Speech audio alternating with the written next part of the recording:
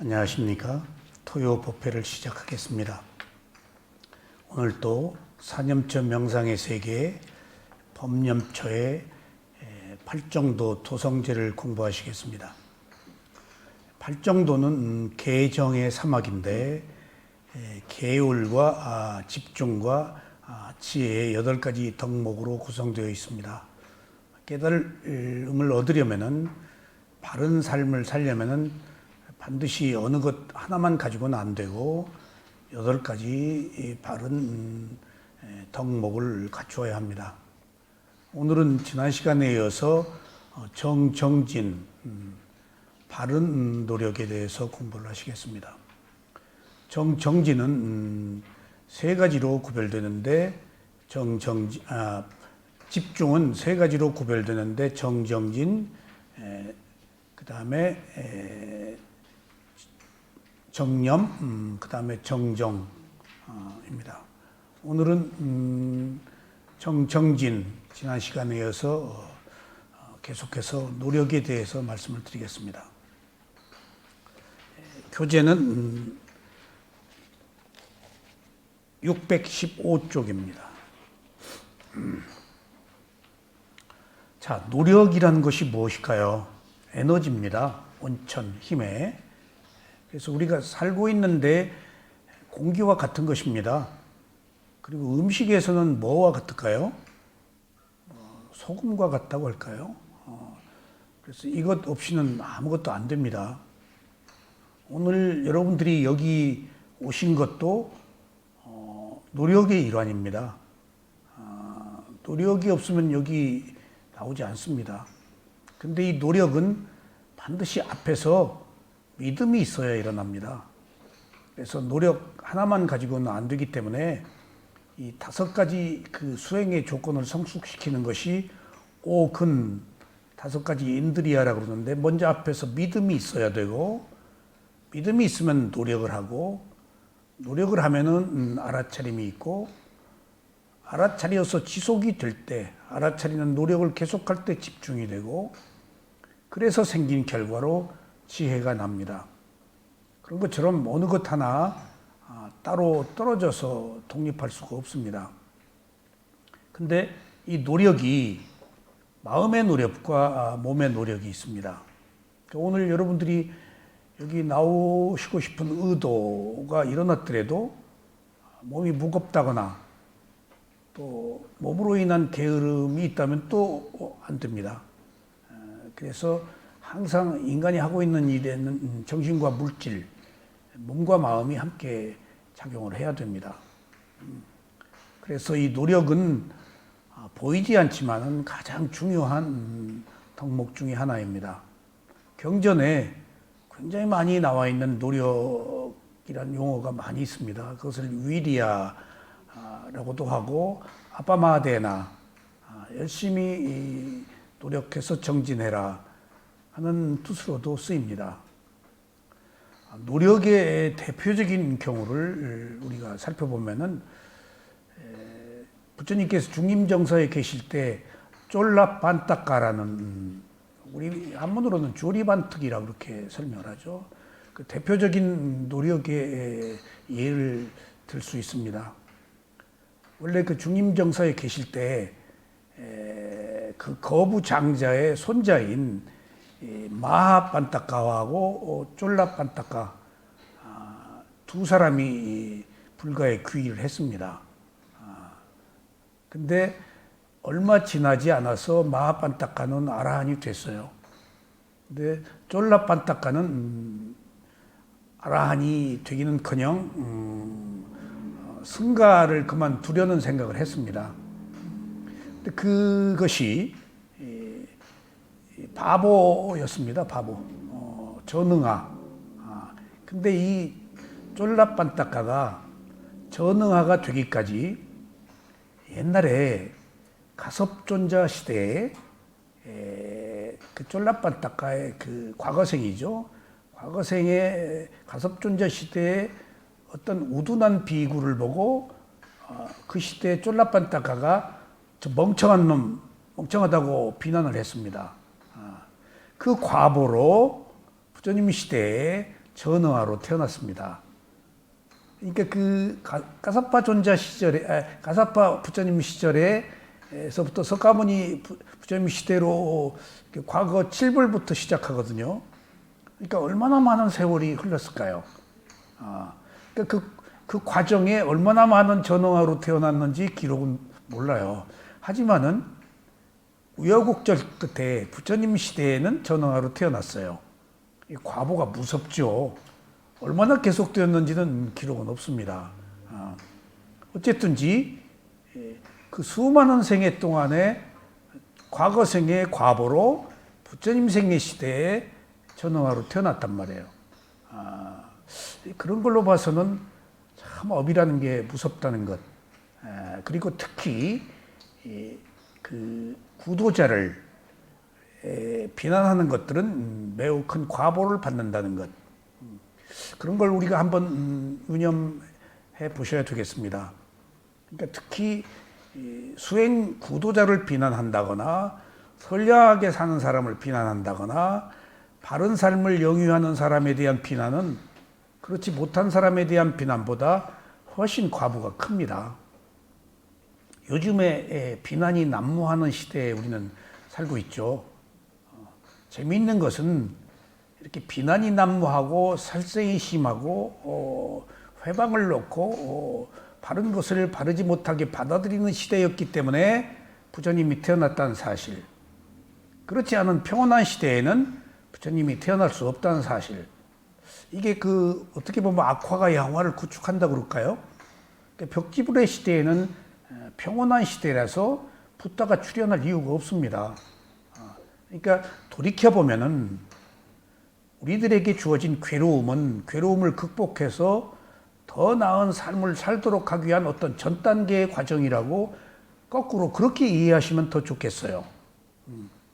그러니까 그 absolutely ni란 말이 있는데 절대적인 아홉. 그러니까 그 경제학이나 다른 데서 absolutely nine이란 말을 가끔 쓰는데 절대적인 아홉은 무엇을 의미할까요? 열이 흑자라면 아홉은 적자라는 겁니다. 근데 그 적자는 아홉은 열이 되기 위한 전 단계라는 거예요. 그러니까 우리들에게 고통 없이는 허물을 벗을 수가 없습니다. 그러니까 그 평온한 시대에는 부처님이 출현할 이유가 없죠. 벽지불만 있는 시대. 그럼 그때는 깨달을 수가 없어요. 그렇게 의도도 일어나지 않고, 근데 이렇게 그 격변기에 혼란한 시대에 난세를 구하기 위해서 영웅이 출현하는 겁니다. 그런 의미에서 우리 시대에 이제 비난이 지금 횡행하는데 비난한 자를 비난하지 마십시오. 비난하는 자를 비난하면 비난하는 자와 똑같아집니다. 비난하는 자의 과보는 비난한 자가 받습니다. 이 쫄라 반타카의 예를 우리가 들어서 하는 거예요. 자기가 전응아로 태어났잖아요. 근데 저놈 멍청하니까 저도 앞가림을 못하는데 남을 비난하네? 라고 할 필요 없다고요.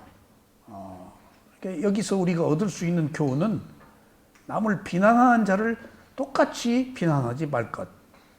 그러니까 비난에 대해서 반응하지 않는 자를 부처님께서는 작은 수다원이라고 하는 이유도 비난하는 자를 비난하면 그 과보가 내게 돌아와서 나에게 불이익을 주기 때문에. 그러니까 우리들이 이 세상에 살면서 심판자가 아닙니다. 무슨 일이나 비난하지 마십시오. 무슨 일이나 옳다 그르다 판단하지 마십시오. 다 자기가 받는 거예요. 이게 불교의 핵심입니다. 자기가 받는 겁니다. 그러니까 생각해 보십시오. 내가 한 일은 내가 받는다라는 어떤 원인과 결과의 원칙이 전제될 때 우리는 비로소 삶의 고통으로부터 자유로워질 수가 있습니다. 그러니까 내가 누구를 비난했어? 개입한 거예요. 왜 남의 일에 개입하죠? 내 일이 아닙니다.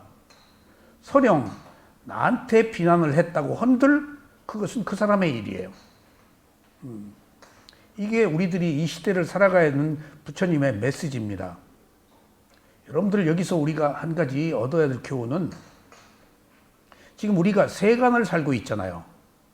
부처님이 태어난 이 세간은 혼란한 시대, 배신과 비난과 살생과 모든 거짓말, 온갖 흉계들이 난무하는 시대입니다. 그렇다고 놓고 본다면은 이런 세간을 살고 있는 이 시대에 부처님이 어떤 메시지를 가지고 왔을까요? 비난하지 말라, 휩쓸리지 말라, 남의 일로 두어라, 있는 그대로 놓고 봐라 라는 말씀을 하시기 위해서 온 거예요. 그러면 우리는 세간에 살면서 있는 그대로 놓고 봐라, 단지 대상으로 알아차리라 하는 것이 출세간이거든요. 세간의 조건에서 출세간을 제시한 겁니다, 부처님이. 여기서 우리가 한 가지 분명히 짚고 넘어가야 될 사실은 세간에는 답이 없습니다. 답이 없어요. 답이 없는데 여러분들은 답을 얻으려고 그래요. 세간에는 왜 답이 없죠? 업의 과보로 원인과 결과로 받는 것들이 연속되는 과정뿐이에요. 어떻게 답이 있어요? 받을 거 받는데. 또 새로운 원인을 일으켜서 또 그걸 받는데 그 업에 누가 개입한단 말이에요. 그걸 개입할 수 없다가 부처님이 밝히기 위해서 나오신 거예요. 각자가 받는다. 소승이 저만 하는 게 아니고 부처님의 이런 가르침의 진실을 밝히기 위해서 있는 겁니다. 먼저 자기 몸과 마음을 알아차려서 새로운 원인을 만들어라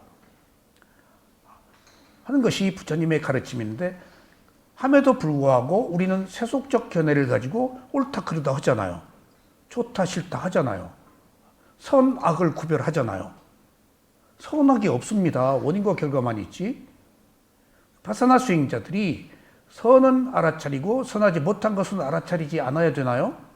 똑같이 알아차릴 대상일 뿐입니다. 선은 이미 악을 표방하고 있어요. 악도 더불어 선을 표방하고 있어요. 선과 악이 함께 있어요. 원인과 결과이기 때문에. 어떤 소위 비율의 차이가 있을 뿐이지 완전한 선도 완전한 악도 없어요. 원인과 결과이기 때문에 이 조건일 땐 선하고 이 조건일 땐 또 악하고, 거기 선과 악이 몇 프로 프로테이지가 숨어 있느냐 하는 차이만 있을 뿐이에요. 대표적인 예로 그 도둑질을 잘하는 그 유명한 사람이 감옥 갔다가 또 어떻게 또 나왔죠? 그 사람이 현세 홍길동처럼 많은 사람들한테 회자됐는데 그게 조금 과장됐는지는 모르겠어요. 도둑질을 해가지고 그 사람이 조세영인가요? 누구 많이 도와줬어요, 남을. 또 그런 그런 악한 면도 있지만은 또 선한 면도 있단 말이에요, 인간이. 또 홍길동이도 도둑질 해가지고 강한 자 또 도와주어서 그렇게 의적으로 유명했지 않습니까? 그런 것처럼 선악이 없어요. 그러니까 여러분들이 이 세속에서 답을 얻을 수가 없습니다. 한 인간이 이 세속을 살아가는 비극은 답을 얻을 수 없는 원인과 결과의 업의 과보의 흐름만 있는 곳에서 얻으려고 하기 때문이에요. 영원히 답이 없어요, 이 세속에서는. 답이 없는 대신 뭐가 답이죠? 원인과 결과가 답이에요. 네. 업에 상속된 흐름만 있잖아요. 이 시대에는 이랬어요. 아까 쫄라 반타카의 경우도 쫄라 반타카 그 비난한 과보로 얼마 동안 전응화로 태어났는지 몰랐지만은 전응화로 태어나서 아라한도 있잖아요, 나중에. 이런 것들을 다 함께 가지고 있어요. 그러니까 쫄라 반타카가 원인과 결과로 오랫동안 전응화로 얼마 동안 전응화로 태어났는지 몰라도 하여튼 부처님 시대에는 전응화로 태어났단 말이에요.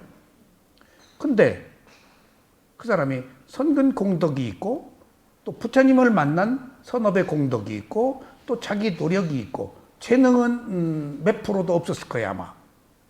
함에도 불구하고 노력으로 뚫었단 말이에요. 그러니까 이 세상은 답이 없는데 답을 얻으려고 하지 마라가 오늘 첫 번째 주제입니다. 그러면 답을 얻지 말아야 된다고 얻지 않아야 될까요? 아닙니다. 원인과 결과의 흐름으로 상속되기 때문에 이 세상에서 내가 얻으려고 하는 답은 없습니다. 업의 과보를 우리는 못 벗어나기 때문에 받아야 될 것 받아야 됩니다. 괴로움을 겪어야 될 것 겪어야 됩니다. 함에 있어서 나에게 온 괴로움을 어떻게 받아들이느냐에 따라서 어떻게 새로운 원인을 만드느냐에 따라서 출세관이 열립니다. 있는 그대로 알아차려서 새로운 원인을 만들면은 새로운 결과가 생깁니다. 그 새로운 원인이라는 것이 대상을 있는 그대로 알아차려서 좋다 그러다 하지 않는 원인입니다. 있는 그대로 보는 원인입니다. 개입하지 않는 원인입니다. 그러면 원인과 결과가 끊어져 버려요. 그러니까 세속에서는 원인과 결과가 있고 출세관에서는 원인과 결과가 없습니다. 단지 보기만 해요. 단지 알아차리기만 해요. 단지 작용만 해요. 이것이 부처님의 답입니다. 그러니까 여러분들 우리가 세속을 살면서 끊임없이 많은 사람들을 비난하고 옳다 그르다 하고 평가하고 답을 얻으려고 그러는데 세속에서 답을 얻으려고 하는 것은 세속의 감각적 욕망이지 무한 궤도를 질주하는 브레이크가 없는 그런 열차를 타고 달리는 것과 같아요. 끝이 없어요. 그런데 그 무한 궤도를 달리는 열차를 멈추게 하려면은 개입하지 않고 그렇네 라고 있는 그대로 알아차리면은 새로운 원인을 만들어서 새로운 결과가 생길 때 그때 원인과 결과가 끊어져요. 내가 개입하지 않는 원인, 있는 그대로 보는 원인. 그래서 오늘 여기서 쫄라 판타카의 경우도 그 노력이 얼마나 중요하다는 사실, 그리고 어떻게 살아가야 된다는 것을 우리가 다시 한번 배울 수가 있습니다. 그러니까 한 인간이 인간으로 태어나서 무언가를 성취할 때 반드시 재능은 필요합니다. 그런데 그 뛰어난 재능을 가진 사람들이 그 재능에 걸맞게 화려한 꽃을 피웠던가요? 그렇지 못한 경우가 많습니다.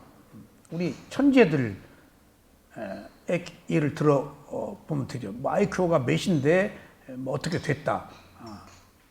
보통 우리가 재능을 가지고 태어난 사람의 경우는 노력을 하지 않습니다. 노력을 하지 않습니다. 그래서 천재는 1%고 99%가 노력이다. 이건 상당히 극단적인 비유입니다. 재능의 퍼센테이지가 뭐 뛰어난 사람이 뭐 1%였겠어요. 더 많을 수도 있겠죠. 근데 재능이 중요하지 않다. 재능과 함께 노력이 중요하다. 재능도 있어야 되고 노력도 있으면 더 찬란한 꽃을 피울 수 있겠죠. 근데 그런 재능들을 누구나 가지고 태어났어요. 중요한 것은 그 재능이 어느 부분에 어떻게 그 어떤 형태로 나타나 있는가는 찾기가 어려워요. 뭔가 하나 있다고요. 그 재능이. 그러니까 우리가 여러 가지 그 특별한 그 경우를 보건대 재능과 노력이 함께 해야 된다는 사실. 거기서 또 한 가지 재능을 얻는 것도 업의 과보고 노력도 업의 과보라는 사실입니다. 그것도 업의 과보요. 재능도 업의 과보로 태어나는 거예요. 그런데 재능이 있는데 노력하지 않아서 꽃을 피우지 못하는 사람은 노력에 부족한 업의 과보를 또 타고 태어난 거예요. 이게 부조화입니다. 완전한 조화를 이루기가 어려워요. 부처님 같은 경우 아라한이 된 사람들은 완전한 조건을 성숙시킨 사람이겠죠. 근데 그 사람이 과연 얼마나 되냐고요. 우리들이 그런 상이한 조건들을 가지고 태어났다 하더라도 조합을 분배를 해서 노력하면 되는 거예요. 없는 재능을 탓할 게 아니라 그런 부분은 노력으로 채우고 또 재능이 있을 때는 없는 노력을 기울여서 또 더 꽃을 피우도록 하고 해서 재능과 노력이 함께 가야 된다는 사실, 그런 것들이 노력이 마음의 노력과 몸의 노력이 함께 있듯이 재능의 업의 과보와 소위 노력의 업의 과보도 우리가 완벽할 수는 없기 때문에 부족한 부분을 채우는 것이 수행입니다. 서로 필요 충분 조건을 채우는 것이 이 수행이에요. 제가 이 수행을 하면서 신체적, 정신적 온갖 어려움에 부딪힐 때마다 법문하기도 싫고요. 수행하기도 싫고요. 호련히 어딘가로 들어가서 뭔가 나만의 어떤 생활을 하고 싶은 때도 있어요. 근데 제가 산으로 들어가고 싶진 않아요. 제가 산에 많이 들어가 봤어요. 큰 뜻을 세우고 일주일도 못 가요. 산에 들어가면 그냥 나태해져 버려요. 자극이 없기 때문에. 정말입니다. 그래서 옛날에 고시 공부하러 산에 들어가는 사람이 다 거기서 관상 보고 사주 보고 이상하게 풀린 사람들 많아요. 자극이 없으니까. 그러니까 제가 매번 그걸 경험했어요. 큰 뜻을 세우고 산으로 갔는데 완전히 그냥 태엽이 풀린 사람처럼 풀어져 가지고 나와요. 그래서 괴로운 현실을 벗어나려고 하지 말고 괴로운 현실 속에서 빛을 찾는 것이 바람직하다는 것을 제가 매번 느꼈어요. 그래서 제가 이 말씀을 드리는 이유는 그런 제 나름대로의 나태함, 게으름에 빠졌을 때 저는 무슨 생각을 하는가 하면은 저도 살아온 날들이 있잖아요. 저도 재능이 있었다고요. 일찍. 뭐 연극을 하는 재능, 글을 쓰는 재능, 노래를 하는 재능, 그런 것들이 크게 어려서 각광받고 꼭 너 성공할 것이다 라고 스승들이 많이 독려해주고 그랬었습니다. 함에도 불구하고 현재 내가 그쪽에서 재능을 살린 부분은 없다고요. 하나 있다면은 그때 만드는 목소리 하나 써먹는 거예요. 또 하나 있다면 그때 문학할 때 문학 수업은 옹달쌤 글 하나 좀 쓰는 거예요. 지금.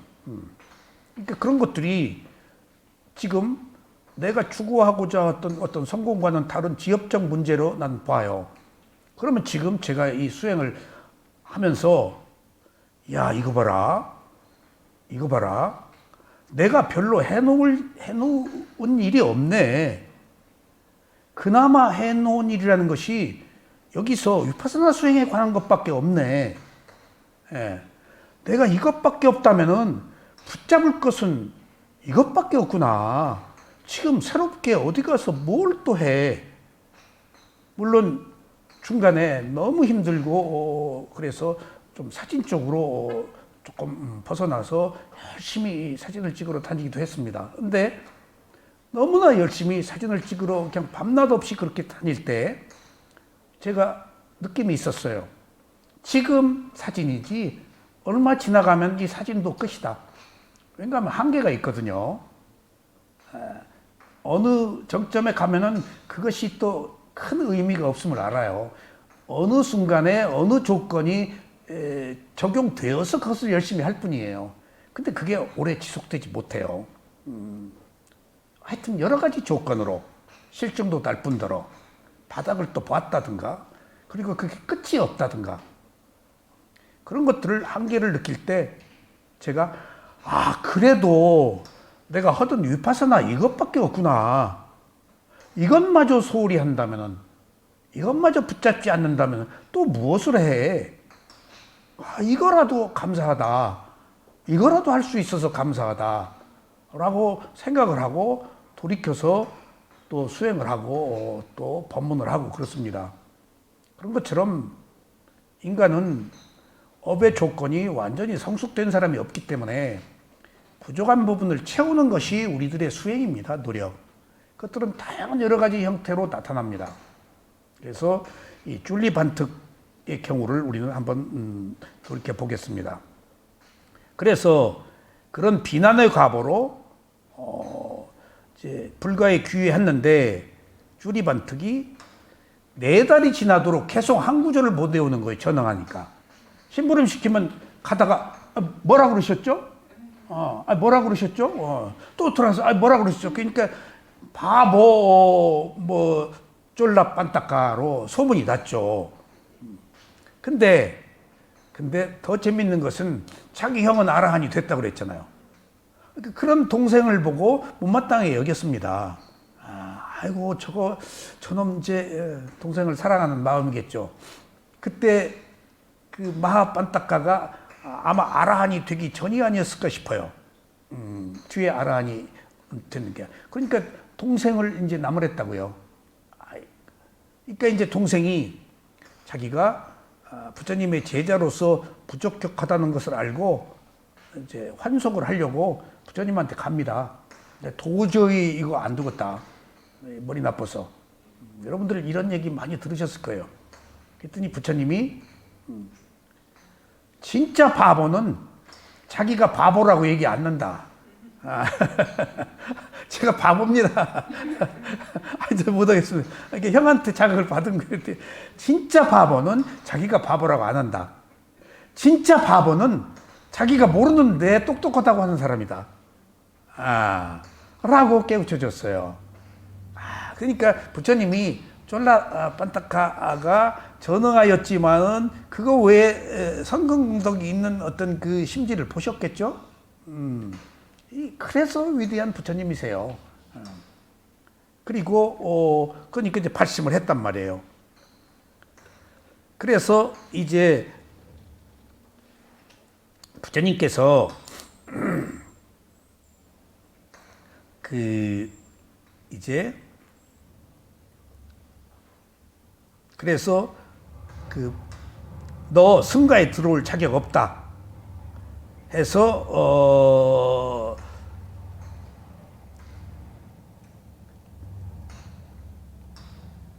이제 식사 공양청을 했는데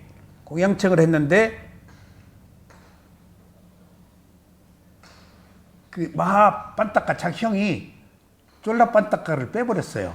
공양에. 이게 그 공양이라는 것이요.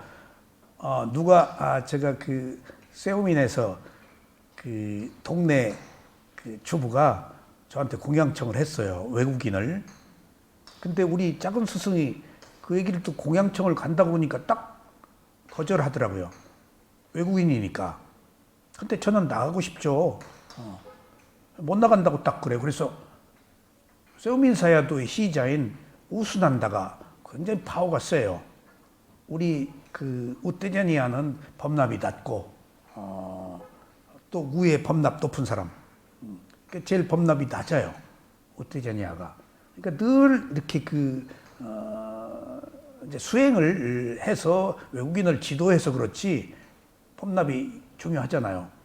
못 가게 해서 아주 우순한다 하고 같이 간다. 그랬더니 그래? 공양청에 응하라고 하더라고요. 그래서 그 공양청을 받는 것이 굉장히 새롭고 궁금하잖아요. 이렇게 밖에 나가고 탁 이제 가서 거기 딱 들어가니까 대야에 발을 담그라고 그래서 딱 이제 나왔더니 발을 다 닦아주더라고요. 뭐 그런 걸 정말 처음 한번 해봤어요. 그러니까 공양청을 뺐다고요. 그러니까 부처님이 공양청을 뺀 걸 보시고 이제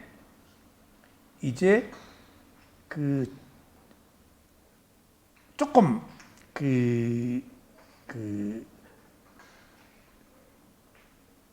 부처님 방 앞에 앉게 해가지고 빗자루로 뭐 쓸게 하고 뭘 닦게 하고 하는 그 소임을 주셨어요. 그리고 계속 부처님이 이게 딱 한마디 더러움을 없애라. 쓸고 닦아야 되니까 그냥 한마디만 더러움을 없애라. 더러움을 없애자. 더러움을 없애자 그냥. 이게 뭘까요? 더러움을 없애자라는 이 개송을 외우게 하는 게 뭘까요?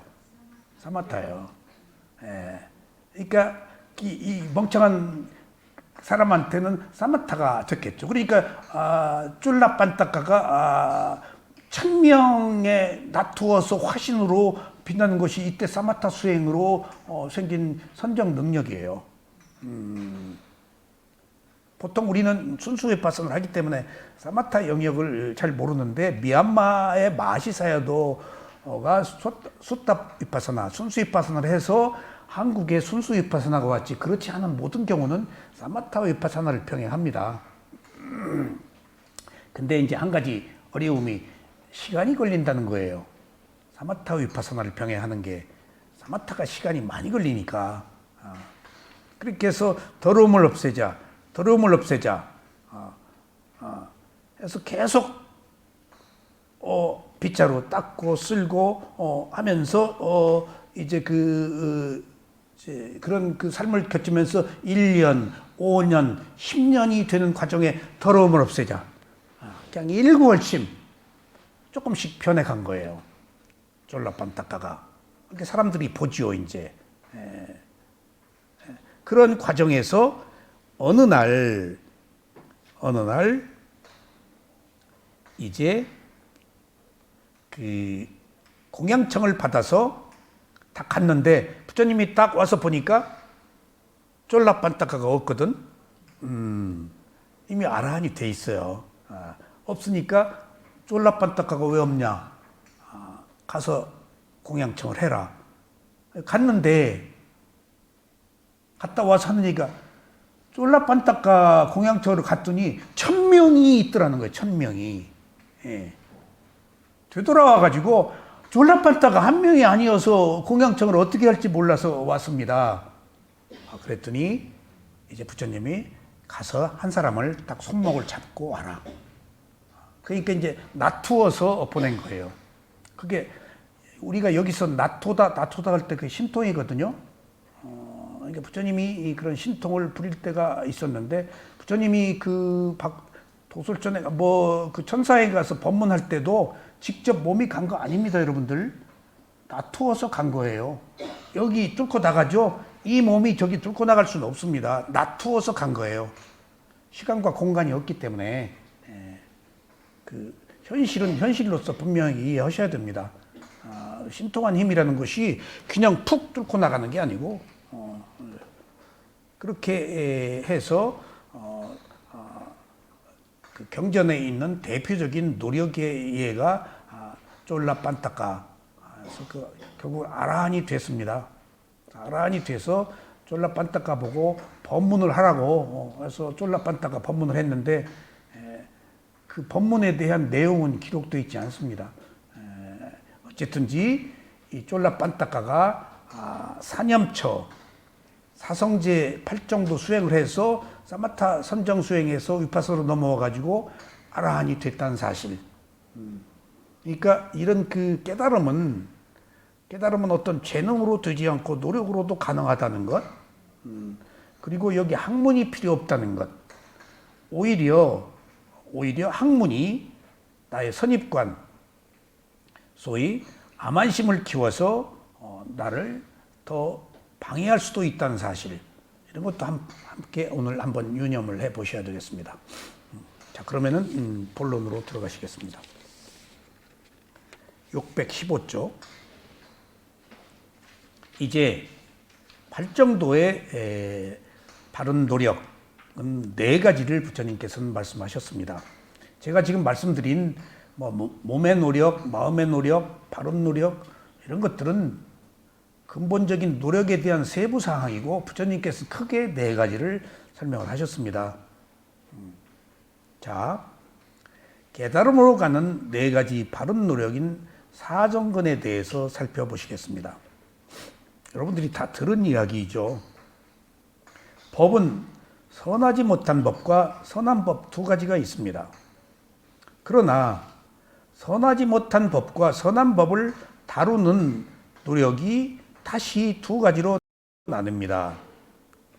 선하지 못한 법은 아직 드러나지 않은 불선업의 법과 이미 드러난 불선업의 법이 있습니다. 여기서 노력이라는 것이요, 자 보세요. 선한 노력과 선하지 못한 노력이 있다는 것을 분명히 여러분들 아셔야 돼요. 우리는 세속에서는 선하지 못한 노력보다도 선한 노력보다도 선하지 못한 노력을 더 많이 합니다. 가령 계획적으로 누구를 거꾸로 틀리기 위해서, 누구를 비난하기 위해서, 남의 물건을 훔치기 위해서 얼마나 많은 노력을 합니까? 부당한 방법으로 뭔가 부당한 이익을 얻기 위해서 얼마나 노심초사 노력을 합니까? 선한 노력에 몇 배, 몇 곱절 더 노력을 합니다.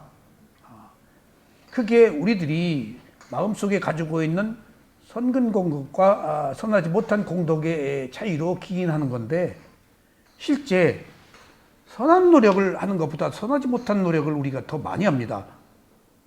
모두에 말씀드렸듯이 남을 비난하는 거, 이거 남을 욕하는 거, 남 회방 놓는 거 다 선하지 못한 노력이에요. 얼마나 노력을 해요, 남을 비난하기 위해서. 목숨 걸고 하잖아요, 자기 살으려고. 남을 핍박하기 위해서 전쟁을 일으키고 얼마나 많은 노력을 해요.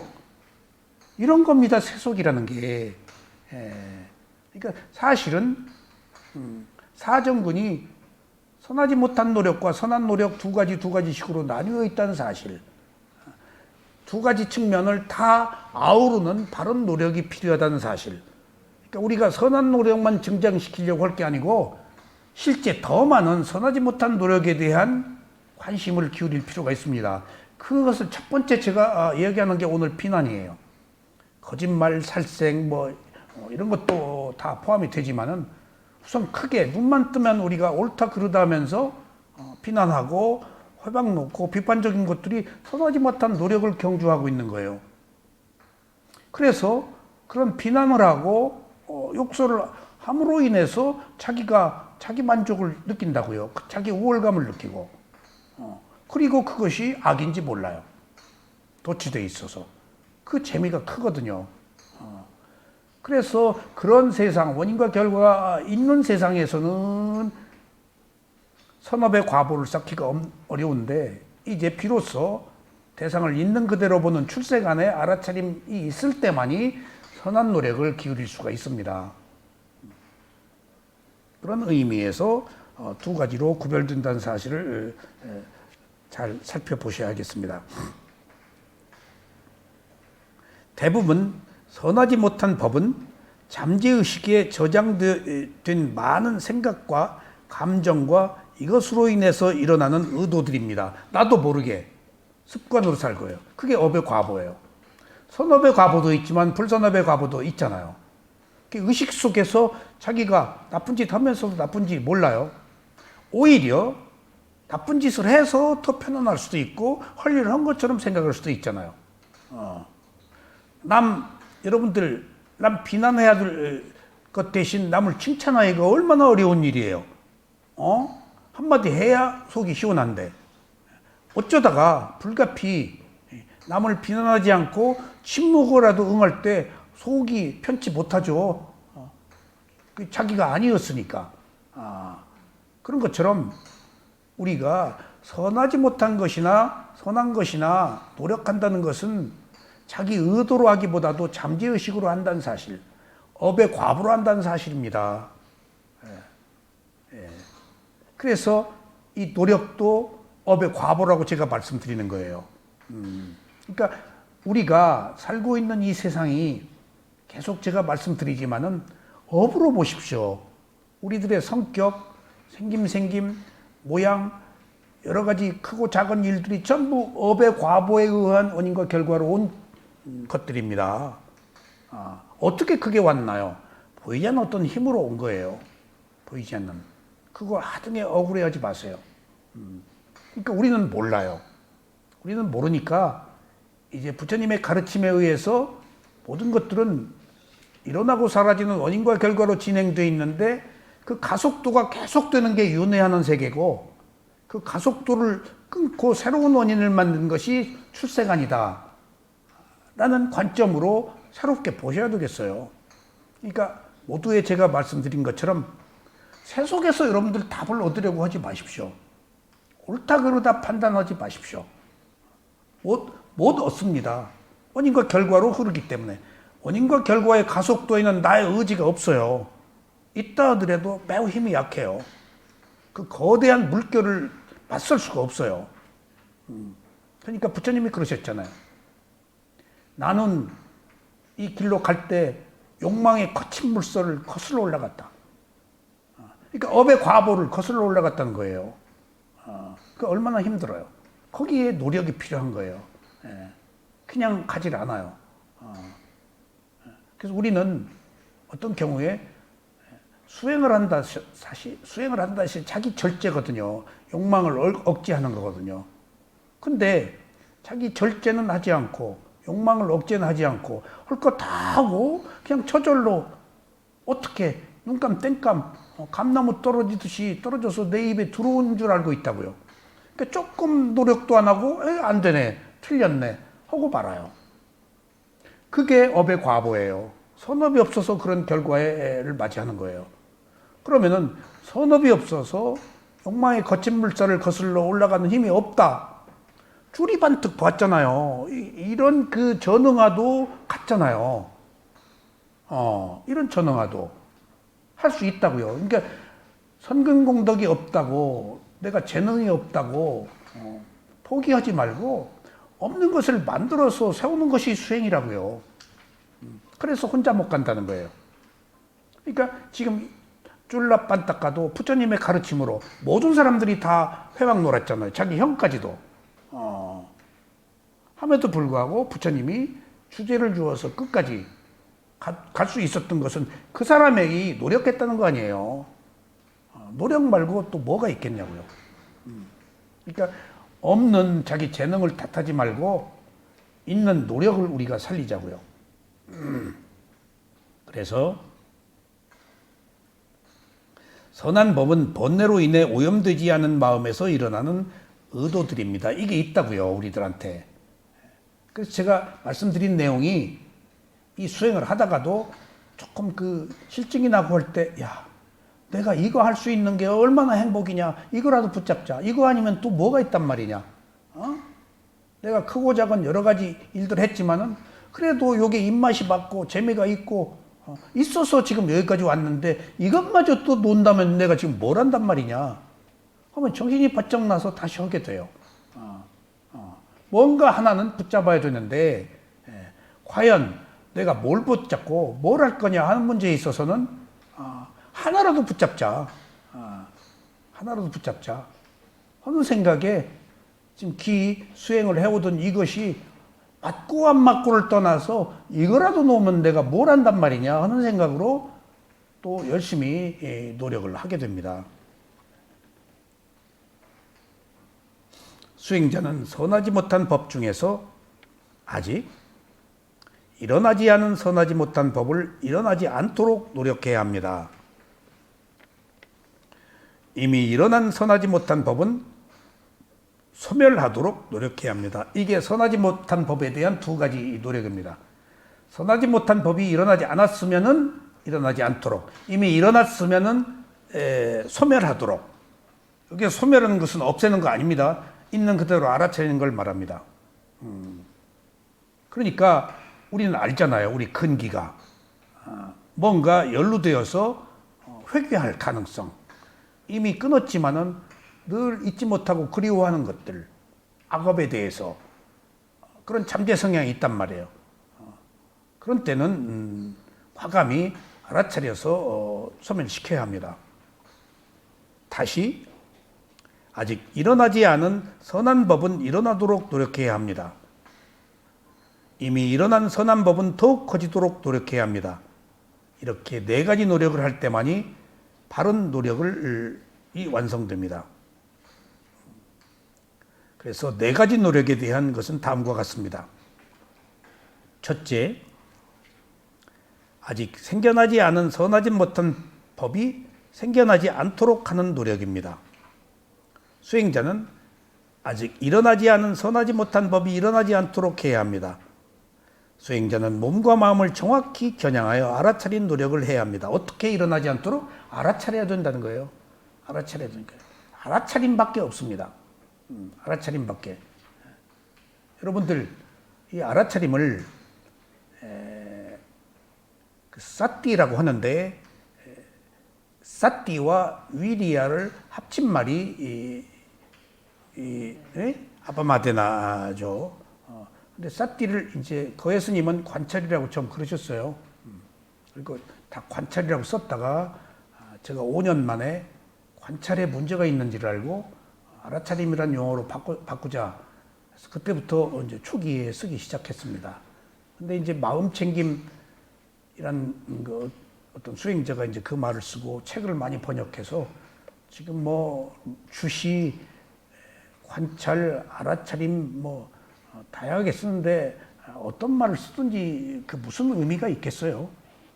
근데 저는 정신 차려, 속 차려, 알아차려 라고 쉬운 우리말이라서 그렇게 했어요. 왜냐하면 알아차림이 뭔가 연루되지 않은 객관성을 가진 있는 그대로의 단어를 찾기가 굉장히 어려웠는데 최적의 단어가 알아차림이 아닌가 싶더라고요. 그리고 마음챙김은 마음을 챙긴다는 것이 조어입니다. 그런 말이 있질 않았어요. 그분이 새로 만든 조어예요. 안반수의경 할 때 거기서 그 한문으로 자기가 보고 번역을 했다고 그러더라고요. 그렇게 해서 이제 강목스님한테 이 글을 쓰자 해서 강목스님이 동의해서 이제 경전 번역할 때 그랬는데 누가 무슨 말을 어떻게 쓰든지 간에 주시라고 쓰다 보다라고 쓰다 뭐 관찰이라고 쓰다 뭐 그냥 크게 동의어로 우리가 알아차림이라고 할 때 객관성을 가지고 깨어서 있는 그대로 본다는 상징적 의미가 있습니다. 물론 거기에는 기억이 있습니다. 기억. 사띠의 첫 번째는 기억이고 두 번째가 알아차림이에요. 그러니까 사띠라는 말이 가지고 있는 큰 의미는 부처님의 빨리어로서 굉장히 깊은 뜻을 가지고 있는데 너무나 알아차리기가 어렵기 때문에 알아차림이 잘 될 수가 없기 때문에 깨어있기가 어렵기 때문에 깨어있는 것을 기억하라는 것을 일본에 둔 의미가 있습니다. 현존하는 기억이라고 그래요. 과거를 기억하라는 말 아닙니다. 과거를 기억하라는 것은 상이에요. 상. 그런데 온 중에서 알아차림은 행에 속해요. 의도. 그래서 알아차림이 독특한 의미가 있다는 것을 이해하시기 바랍니다. 그래서 그걸 뭐 사띠라고 써도 좋은데 가능한 아니면은 외래어를 우리말로 바꾸었을 때 저는 알아차림이란 말을 썼는데 그러니까 어느 경우에나 어느 상황에서나 알아차림만 딱 있으면 됩니다. 그럼 딱 객관화가 돼버려요. 알아차림 자체는 깨어있는 의도를 일으키는 행위에 속하기 때문에 딱 분리가 돼버려요. 현상에 천착하지 않고 딱 붙어 달라붙지 않고 객관화가 된다고요. 딱 그런 의미에서 청정함을 의미합니다. 알아차림은 그것 자체가 딱 깨어서 보는 거예요. 자기 업의 과보로 보지 않고 자기 사유 생각으로 보지 않고 깨어서 새로운 원인을 만들어서 보는 것을 알아차림이라고 그래요. 이게 부처님의 가르침의 핵심입니다. 그 알아차림에 사띠에 위리아를 붙인 것을 뭐라고요? 경전에서 가장 많이 쓰는 아빠마데나예요. 열심히 노력하라. 아빠마데가 그런 게으르지 않게 주의 깊게 게으르지 않게 두 가지 합성어가 열심히 노력하라 그런 의미입니다. 그래서 이 알아차림만 있으면은 객관화가 돼서 대상으로부터 분리할 수 있단 말이에요. 그러니까 모든 발만사천 법문을 하나로 줄이면 알아차림이다 라고 하는 의미를 가지고 있습니다. 그런데 이 위파사나가 들어오기 이전에 또 사마타 수행밖에 모르는 곳에서는 불교를 한마디로 무엇이라고 합니까? 라고 물었을 때는 뭐라고 한다고요? 자비라고 합니다. 사마타에서는 자비, 히사의 자비. 근데 출세간에 깨달음을 얻는 위파사나 수행에서는 부처님의 가르침을 한마디로 요약하면 뭐라고 합니까? 라고 그러면 뭐라고요? 알아차림이라고 합니다. 그 큰 차이가 있습니다. 그래서 달라이라마가 부처님의 가르침이 뭐냐? 자비다. 라고 하는 것에 있어서 비파사나를 배우지 않은 사람들이 지혜, 바른 견해가 무엇인지를 모르기 때문에 선정의 세계에 국한되기 때문에 알아차림이란 말을 잘 이해를 못하는구나 하는 것들을 느꼈습니다. 어쩔 수 없어요. 안 배웠으면. 의식의 겹이라는 게 있기 때문에. 지금은 다 오픈돼서 우리가 미얀마 가고 인터넷으로 다 배우지만은 옛날은 작은 나라에서 얼마나 많은 소수민족들이 각기 다른 풍습으로 각기 다른 언어를 가지고 살아서 이렇게 소통이 안 돼요. 경상도하고 전라도가 산맥을 중심으로 소통이 없었어요. 다 큰 산이 있어서 경성을 중심으로 한성을 중심으로 위로 맞았지 이렇게 서로 경상도 전라도가 이렇게 소통하기 어려웠어요. 지역적 문제예요. 그러면 거기에 고유한 풍습과 고유한 언어가 있은 거예요. 그런 것처럼 지금은 우리가 무엇이 진실이고 위대한 가르침을 인터넷으로 다 배울 수도 있었지만은 옛날에는 그런 소통이 없었단 말이에요. 특히 중국에서 비단을 서양에 보내고 서양의 그 새로운 문물을 받아들이는 통로가 있었죠. 눈물겨운 통로를 만드는 겁니다. 그걸 무슨 로드라고요? 실크로드. 제가 실크로드 여행했어요. 근데 어떤 가이드를 만났는데 실크로드에 대해서 얼마나 거기 텐트도 있고 사막도 있고 초원도 있고 야생화가 많고 그러니까 야생화 사진 찍기 좋냐고 그래. 좋대. 그래서 그 실크로드에 대한 기대를 가지고 갔죠. 중국에서 아라비아 서구 문화로 가는 과정에 자기 나라에서도 이 나라에서 저기 가려면 산적, 도둑대, 두목들 한 마을을 건너감에 있어서 위험이 많은데 무수한 나라, 무수한 국가를 건너서 가기가 쉬웠겠어요? 그러니까 사막으로 뚫은 거예요, 길을. 세상에 갈 데가 아니에요, 거기. 이런 데는 갈 수가 없어, 그 시대에. 그러니까 손오공에 그게 나왔잖아요. 손오공이가 현장 법사하고 가면서 온갖 나라마다 그 시대의 문화예요, 그게. 온갖 우여곡절. 그러니까 그 사막으로 그 도둑놈 없으니까. 도둑놈 없으니까 그 뚫은 거예요. 그래서 그 아름답게 보았던 실크로드가 의외로 척박한 사막이고 별 볼 일 없었다는 사실을 나중에 알게 됐는데 초원을 가봤죠. 몽고 그 텐트도 있고 똥이 얼마나 거기 많은지 밟을 수가 없어요. 거기 냄새도 나고 그러니까 우리가 이렇게 알려진 것처럼 실크로드 비단길이라고 해서 굉장히 화려하게 봤는데 그게 척박한 사막이고 그게 지금 신장 위구르예요. 지금 그 이슬람 사람들 거기 지하자원이 많고 돌멩이도 시커멓고 석유가 있어 보이더라고요. 그걸 중국이 이제 지배를 했죠. 어쨌든지 생겨나지 않은 우리가 선하지 못한 그 습관, 이것은 생겨나지 않도록 하기 위해서는 알아차림밖에 없다는 겁니다. 그냥 알아차리면 돼요. 그리고 생겨난 선하지 못한 것조차도 알아차리면 됩니다. 그러니까 네 가지가 전부 알아차림 하나라는 사실, 사정근이 그렇게 이해를 하십시오. 여기서 소멸, 없앤다란 말은 그것 자체가 새로운 원인을 일으키기 때문에 후유증, 결과가 안 좋습니다. 없애려고 한 만큼의 반작용이 생깁니다. 그러니까 부처님이 말씀하신 출세관이라는 것은 세간은 원인과 결과가 있다고 그랬죠? 딱 이것만 보세요. 출세관은 원인과 결과가 있나요, 없나요? 자, 네 가지 마음을 인간은 모두 가지고 태어났어요. 선심, 불선심, 과보심. 이 과보심이 선과보, 불선과보가 있죠. 그 다음에 네 번째는 뭐죠? 무인작용심. 앞에 세 가지는 원인과 결과가 있어요. 근데 무인작용심은 원인과 결과가 없어요. 앞에 세 가지는 범부, 네 번째는 아라한의 마음이에요. 그 열반을 말해요. 무인작용심이.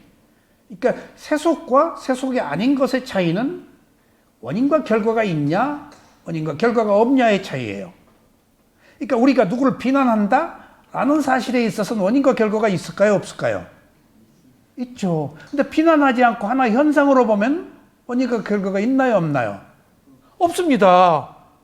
이게 세속과 출세 간의 차이예요. 그냥 놔두세요. 그 사람의 일이에요. 놔두세요. 내가 결정하는 게 아니고 각자가 자기가 지은 업의 과보로 받는 거예요. 그 흐름을 타야 돼요. 흐름은. 끊임없는 진동의 흐름을 타야 돼요. 그냥 놔둬요. 올라갔다 내려갔다 하니까 지금은 올라갔을 때, 지금은 내려갔을 때, 그러니까 여기서 올라가고 내려가는 것이 없을 때 동일한 흐름을 탄다고요. 이게 원인과 결과가 없어요. 진폭이 없기 때문에. 지금 이게 불교의 가르침이고 위파사나 수행이에요. 그냥 놓고 있는 그대로 개입하지 않는 거예요. 굉장히 무료할 것 같죠. 여러분들이 이런 오르고 내리는 진동, 진폭의 흐름에 있을 때 어느 순간에 평온한 마음으로 원인과 결과가 없는 때가 옵니다. 여러분도. 근데 이런 흐름 속에서 희노애락을 즐기다가 어느 순간에 진폭이 적은, 진폭이 희미한 평등한 마음에 갈 때 여러분들은 어떤 느낌을 느낄까요? 심심해요. 무료하고. 심심하고 무료하다는 사실, 고요해서 재미가 없다는 사실은 새로운 소위 말하면 세계에 여러분들이 적응되어 있지 않기 때문이에요. 원인과 결과가 끊어진 상태예요. 그런데 과거의 찬재 속에서 발을 적시고 살았기 때문에 이런 고요한 상태가 오면 재미가 없는 거예요. 재미가 없는 그게 최고입니다. 여러분들. 새로운 재미를 원하지 마세요. 재미가 없다, 무료하다, 심심하다 느낄 때 이런 사이클이 아닌 이러고 사라진 원인과 결과가 없는 어떤 평등한 상태에 와 있다고 여러분들이 꼭 기억하세요. 수행할 때 그런 걸 느껴요. 재미를 찾아요. 그럼 딱 감각적 욕망에 빠진 거예요. 보셨어요? 그래서 그것을 자기는 몰라요. 새로운 세계에 대한 이해를 꼭 기억하십시오. 그게 법상의 업을 초월하는 거. 그렇죠. 아직 저거 안 돼 있잖아. 주님 아라한의 마음이. 예, 그런 마음으로 가는. 왜냐 하면은 타고 태어날 때 네 가지 마음 중에 아라한 마음은 우리 가지고 태어났단 말이에요. 무인 작용심을 가지고 태어났어요. 그러니까 없는 걸 우리가 얻는 게 아니고 있는 것을 개발하는 거란 말이야. 그런데 이제 그게 도달하기가 어려우니까 과정으로서 선업을 지으라고. 그렇지. 그걸 백업해 주는 게 선업이죠. 선업으로서 과정상. 선업이 없으면 안 가니까 뿐야와 빠와나 수행이 함께 작용해야 되는 거예요. 뿐야 없으면 이렇게 불선 공덕이 더 크게 작용하니까 뿐야 공덕이 불선업을 이렇게 톤다운 시킨단 말이에요. 그래서 함께 가야 돼요. 지혜와 공덕이.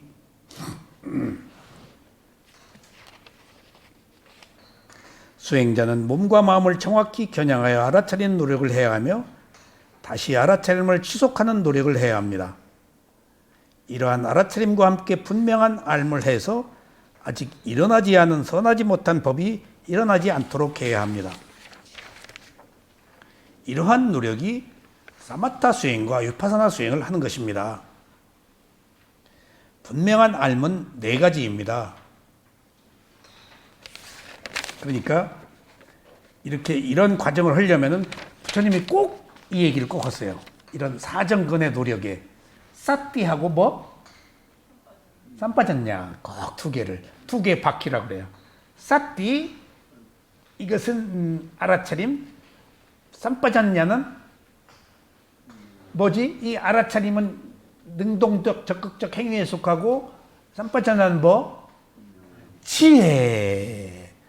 그래서 이 사띠만 있으면은 사마타고 삼파잔나가 붙으면은 사띠 위파사나 아니 사마타 위파사나.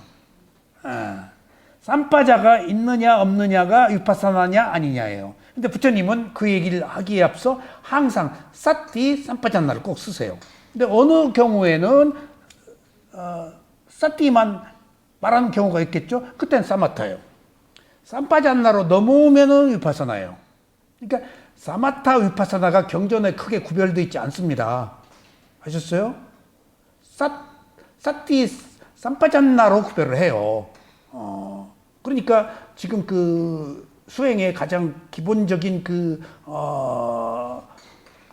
덕목을 쓴 사티파타나 수타에서도 아라차림 확립하는 경에서도 사마타 위파사나 얘기 없잖아요. 수행에 대한 방법만 얘기했지.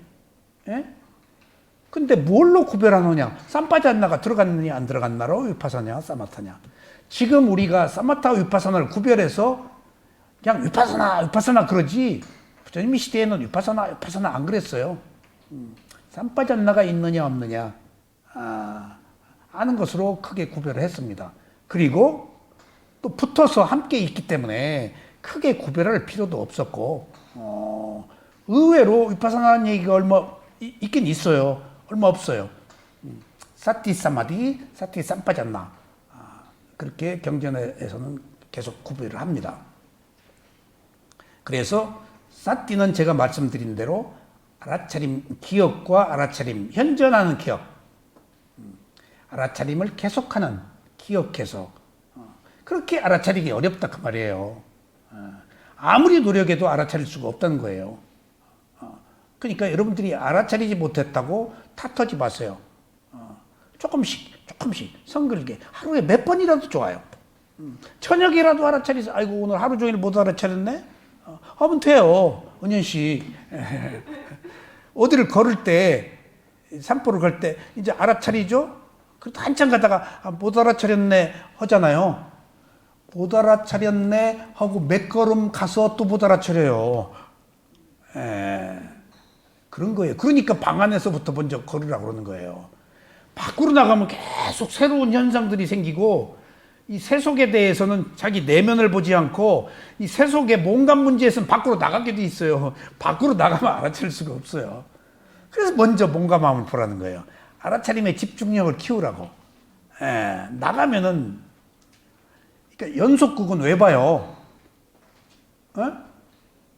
알아차리지 않으려고 보는 거예요. 욕하려고. 여행은 왜 하는 거예요? 알아차리지 않으려고 여행하는 거예요. 어떻게 그 새로운 문물을 계속 알아차려. 알아차리면 저것이 없어져 버리는데 아무 의미가 없어져 버린다. 내가 교황청 밖에 나와서 너무 화려함에 휘두르고 약간 자괴감. 어떻게 한 인간이 이렇게 예수님을 그리면서 찬란하게 이렇게 너무나 아름다우니까 아름다움이라고 못 보겠더라고요. 인간의 욕망으로 보이더라고요. 내가 캐톨릭이었기 때문에 오히려 긍정적으로 봐야 될 사람임에도 불구하고 이 수행을 했었기 때문인지 너무 화려하니까 화려하지 않아요. 그 담백하고 소박함 속에서 오는 그런 아름다움이 아니야. 그냥 그 욕망이 더덕더덕 붙은 거야. 그러니까 그런 곳에서 찬란한 그 문화가 꽃피었지. 문예부흥 이 다 거기서 꽃피었잖아요. 그러니까 신을 경배하는 그런 예술이 아름답게 한 것은 나름대로 이해가 가는데 거기서 얼른 내가 자극을 받아가지고 딱 건너편 그 코린트 기둥인가 그 계단 쭉 있길래 시간을 주길 거기 앉아서 얼른 호흡을 봤어요. 호흡을. 그랬더니 거기서 한번 느낀 것이 이 세상에 언제 어디에서 무엇을 어디에 가든지 알아차릴 것은 내 몸과 마음이라는 사실을 알았어요. 다 끊어져 버리더라고요. 그런 것들이 아무 의미가 없었죠. 내가 언제 어디에서 무엇을 하든지 내 몸과 마음을 알아차리니까 딱 차단돼 버려요. 거기는 하나의 현상일 뿐이야. 이미 거기 들어가서 옳다 그러다 했잖아, 내가. 딱 내 몸감을 보니까 그것은 그것대로 역사고 문화고 하나의 현상이야. 그때서야 비로소 보게 됐어요. 저쪽 창에서 교황이 문 열고 손 흔는 곳이 저것이 어쩌고 하는데, 그래? 별다른 감흥도 없이 스위스 사람이 다 이상한 옷을 입고 그 앙드레 김이 만든 것 같은 의상 패션 옷을 입고 딱 싣고 선 것도 그냥 하나의 현상으로. 그때 또 한 번 세상에 슬픔, 기쁨, 행복, 불행을 떠나서 언제 어디에 있든 자기 몸과 마음을 알아차리는 것밖에 없구나. 이게 법등명, 자등명이구나 하는 걸 새삼 한번 느꼈어요. 언제든지 어느 때나 문제가 있을 때, 괴로울 때나 즐거울 때 똑같이 호흡 보세요. 그러면 끝이에요. 저는 어젯밤에도 꿈을 꾸는데 몇 가지 이제 우리가 깨어 있을 때나 잠을 잘 때나 과거의 그 기억들이 온갖 그 여과되지 않은 온갖 기억들이 꿈에선 여과될 수가 없잖아요. 지금은 깨어서 여과할 수 있지만 꿈에선 그냥 본물 터지듯이 필터링이 안 되잖아요.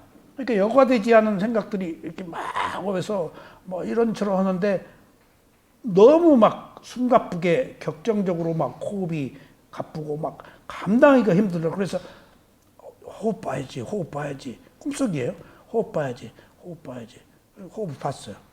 거친 호흡, 중간 호흡, 미세호흡 호흡. 그러니까 아이고 이제 살았다. 고요해져. 아이고 이제 살았다. 라는 것을 꾸었어요. 꿈속에서 정말. 그러니까 그때 제가 느낀 것은 깨어서도 알아차림이 없으면은 이런 여과되지 않은 기억들이 나를 업의 과보로 지배하고 있는데 꿈속에서는 더하고. 그러니까 자나깨나 내가 할 일은 호흡을 알아차려서 필터링을 하는 길밖에 없구나. 새로운 어떤 그 조건을 만드는 길밖에 없구나. 여기서 내가 가진 모든 문제에 대한 답을 얻을 필요가 없고 알아차림밖에 없구나. 이게 부처님의 가르침이구나 하는 것들을 느끼고 깨어나서 또 반추했어요.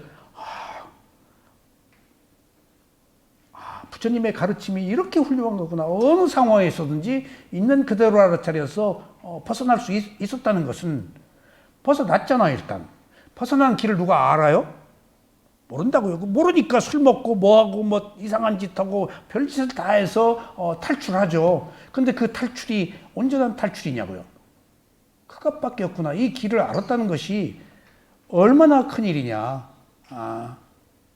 하는 그 느낌을 느꼈습니다. 그래서 우리가 사띠만 있고 삼파잔나가 있는데, 삼파잔나는 분명한 알미인데 네 가지가 있습니다. 이게 위파사나입니다. 목적에 대한 알무로 이익이 있는지 여부를 아는 것과 적합성에 대한 알무로 시기 상황이 맞는지 여부를 아는 것과 세 번째, 수행의 대상에 대한 알무로 올바른 대상을 선택하는지 여부를 아는 것과 실제에 대한 알무로 어리석음이 있는지 여부를 아는 것입니다. 삼파잔나가 누가 쓰고 있는 법명이라고 그래요? 이게? 예? 삼파잔나를 누가 쓰고 있어요? 황 선생님 몰라요? 예? 이제 알았어요? 황 선생님이 지혜의 황 선생님인지? 황 선생님이 삼파잔나예요. 사띠 쓰는 사람도 많아요. 사띠 분명 사띠 너무 많이 써서 없어. 사띠 1, 사띠 2 써야지. 삼파잔나는 없어.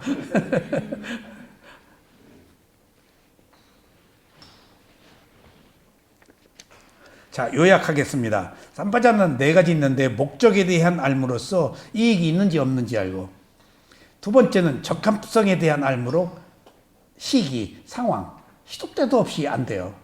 조건이 맞아야 돼요. 때를 알아야 돼. 이 중요한 사실은 무슨 일이나 크게 요약하면 때와 방법이에요. 지금 우리는 때를 알아야 됩니다. 그리고 방법이 무엇이냐? 추스리면은 때와 방법이에요. 때를 놓치면 안 돼요. 때를 놓치면. 죽을 때, 아이고, 수행할 거. 그럼 늦었어요, 이미.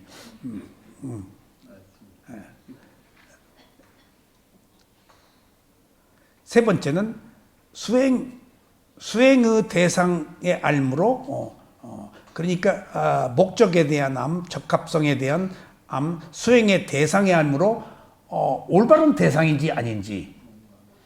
바꾸면 터무니없는 것. 터무니없는 것. 그러니까, 나도 요새 하도 세상이 시끄러워서 지금 뭐 남북 통일이 언제 되는가, 무슨 지금 핵폭탄이 떨어지는가, 예언가도 읽으면서 내가 대상에서 벗어났어. 지금 유감스럽게도 엊그제 지금 폐쇄된 북한이 딱 코로나가 유행한다는 것을 평양 주재 중국 대사 입에서 처음 나왔어요. 중국으로 딱 보도가 된 거예요. 딱 그 소식을 듣고 그 대사가 지금 북한이 심각하다. 코로나가.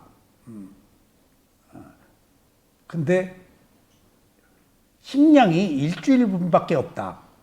그 일주일분밖에 없다가 중국 대사관이 일주일밖에 없다는 건지 북한 주민이 일주일밖에 없다는 얘기는 아닐 거야 아마. 그러니까 워낙 식량 사정이 안 좋으니까. 근데 지금 딱 열흘 지났나요? 봉쇄했잖아요. 버드나무 잎 쌀밥먹으라는 거예요, 그게. 지금 우리가 코로나가 유행되었지만은 우리가 백신 맞아가지고 가볍게 지나가고 죽은 사람도 있겠죠. 영양 상태가 좋았고 백신을 맞았고. 저도 오미크론 걸렸을 때 의사가 백신 몇 번 맞았어요. 그런데 3번 맞았다니까. 그러면은 약 3일치 먹으면 되시겠네요. 그러더라고. 다 통계에 의해서 나왔겠지? 이틀 지나니까 괜찮더라고요.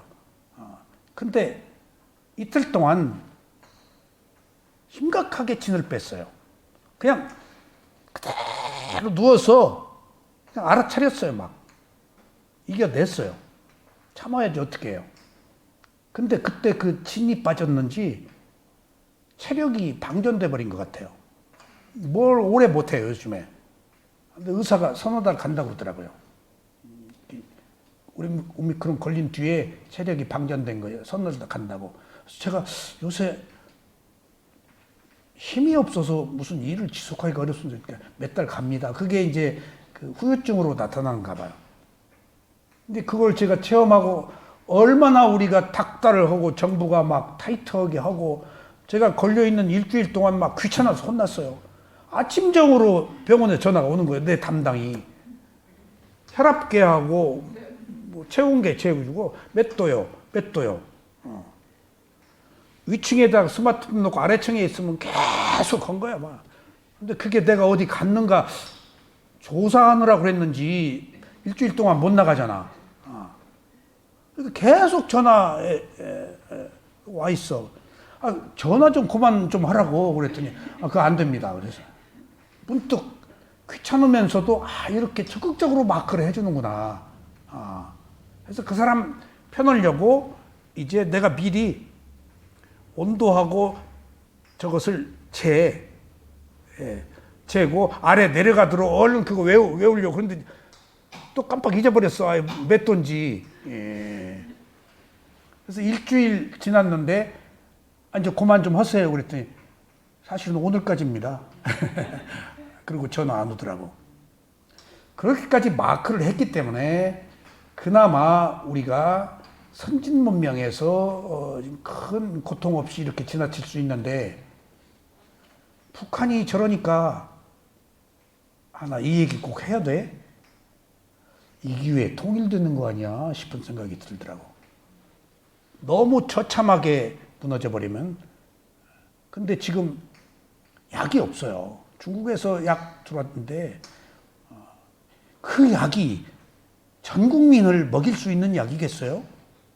이미 백신은 없고 우리 약 준다고 해도 안 받고 지금 약 주어서 어떻게 진단 키트 그게 한두 개냐고.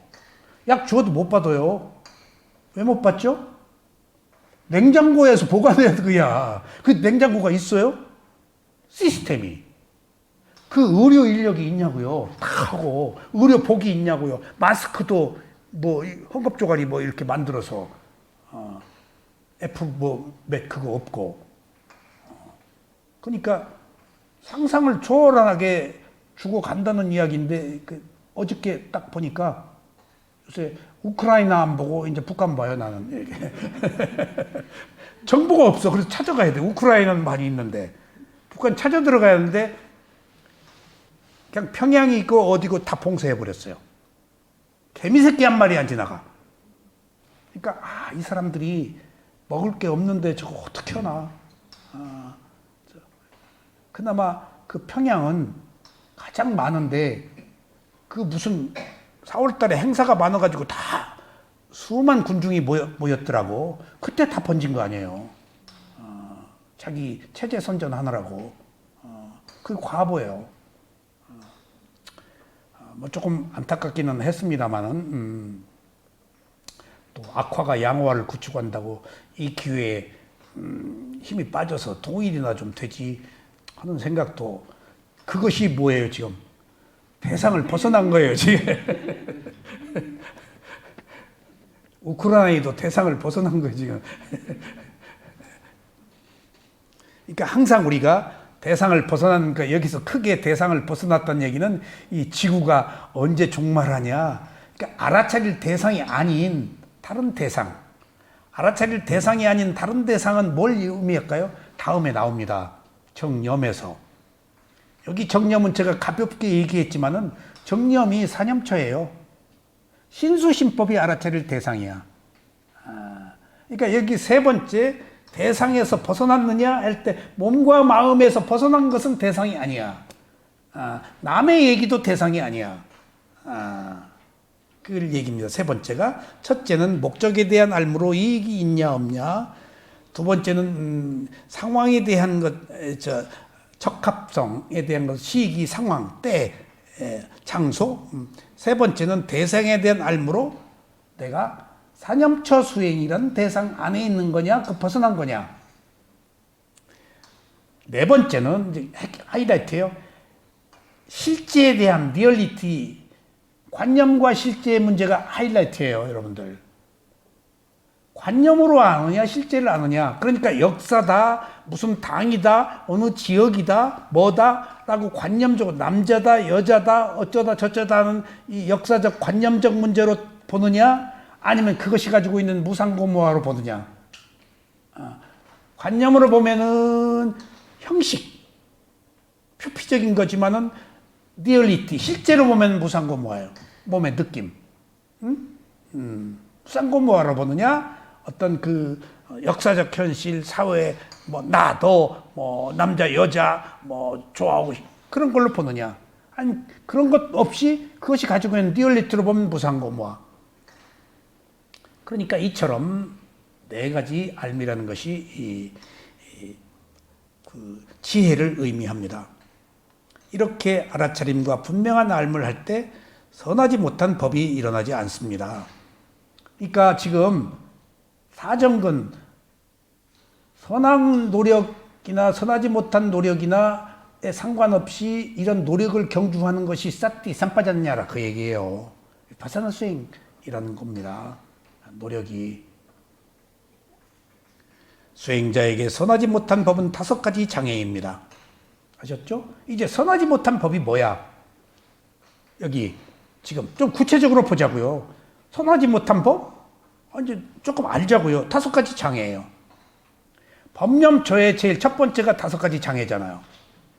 법념처에서 몸과 마음, 오온 내지는 오취온이 가장 중요한데 부처님은 제일 먼저 5가지 장애를 얘기했어요. 그 말은 법이라고 하면 대상이고 그 대상을 알아차리면 진리인데 대상의 법의 첫 번째를 오온이 아닌 5가지 장애로 부처님은 먼저 내세웠다는 사실은 몸과 마음이 가지고 있는 것은 알아차리기 어렵지만은 다섯 가지 장애는 제일 먼저 드러나는 것이다. 우리들이 뭐 좀 하려고 하면 제일 먼저 나의 창의성과 나의 노력을 가로막는 것이 다섯 가지 장애예요. 감각적 욕망, 악한 의도, 게으름, 들뜸, 의심, 이런 것들이에요. 후회. 그래서 선하지 못한 노력, 그건 뭐냐? 다섯 가지 장애다. 다섯 가지 장애는 수행의 발전을 저해하는 요소로 수행자의 내면에 항상 자리 잡고 있으면서 나타날 때를 기다리고 있습니다. 그래서 다섯 가지 덮개, 오개라고 할 때 덮개 개예요. 누른다. 뜻으로 오개라고 합니다. 다섯 가지 장애는 감각적 욕망, 우리가 감각기관을 가지고 살기 때문에 감각적 욕망이 일어나죠. 몸의 욕망, 마음의 욕망. 그 다음에 악의는 뭐죠? 악한 마음이에요. 악한 의도. 그러니까 앞에 첫 번째는 탐심, 두 번째는 뭐죠? 성냄에 속해요. 세 번째는 나태와 혼침. 이건 뭐죠? 시심, 탐진치를 얘기해요. 네 번째는 들뜸, 회환. 그 다음에 다섯 번째는 회의적 의심, 불법성 삼보에 대한 의심. 다섯 가지 중에 감각적 욕망과 악의가 가장 대표적인 장애입니다. 감각적 욕망은 탐심이며 악의는 성냄입니다. 이 두 가지를 가지고 있을 때 나머지 세 가지가 자연스럽게 일어납니다. 이러한 장애가 일어나지 않도록 하는 것이 억제하는 것이 노력입니다. 이러한 장애가 생기면 마음이 분산되고 알아차림을 지속할 수 없어 집중의 고요함을 얻을 수 없습니다. 그래서 감각기관이 감각대상에 접촉할 때 주의 깊게 알아차리는 노력을 해야 합니다. 이것을 감관을 통제하는 노력이라고 합니다. 이때 감각기관에서 감관을 통제하는 노력이라고 합니다는 이 감관은 뭘까요? 감관. 예? 안입이 설에 신의 의까지 포함된 걸 감관이라고 그래요. 예, 감관. 근데 이때 안입이 설 신 또 있죠? 근데 의도 들어갔죠? 감관이라고 그러는데 그것을 포함해서 가야라고도 해요. 가야. 신체라는 의미의 말에 가야가 신체잖아요. 거기에 신체의 의까지도 포함돼요. 감각기관의 의, 만호까지도. 그런데 여러분들 마지막으로 부처님의 어느 경우에 다섯 가지만 얘기하시는 경우가 있어요. 경전에. 다섯 가지 계속 얘기했어요. 왜 그럴까요? 왜 그럴까요? 다섯 가지 감각기관만 얘기해요. 계속. 왜 그럴까요? 코살라 왕이나 이런 범부들에게는 다섯 가지만 얘기를 해요. 근데 삐꾸들에게는 여섯 가지를 얘기를 해요. 그 차이가 있어요. 그러니까 경전에 다섯 가지 감각기관 얘기 나오는 것은 만호는 사람들이 못 알아들으니까 깨달음으로 가는 것이니까 한 단계 더 높은 통찰 지혜를 얻는 것이라서 심층적인 거고 심리적인 문제이기 때문에 얘기 안 하세요. 경전을 읽을 때 여러분들이 다섯 가지라고 얘기했을 때는 일반 범부, 대중들을 상대로 했을 때고 여섯 가지라고 얘기했을 때는 빅구들에게만 할 때예요. 예. 수행자들, 사부 대중들에게, 구도자들에게 말할 때는 경전의 그런 차이를 좀 이해하시기 바랍니다. 자, 오늘 여기까지 말씀드리겠습니다. 감사합니다.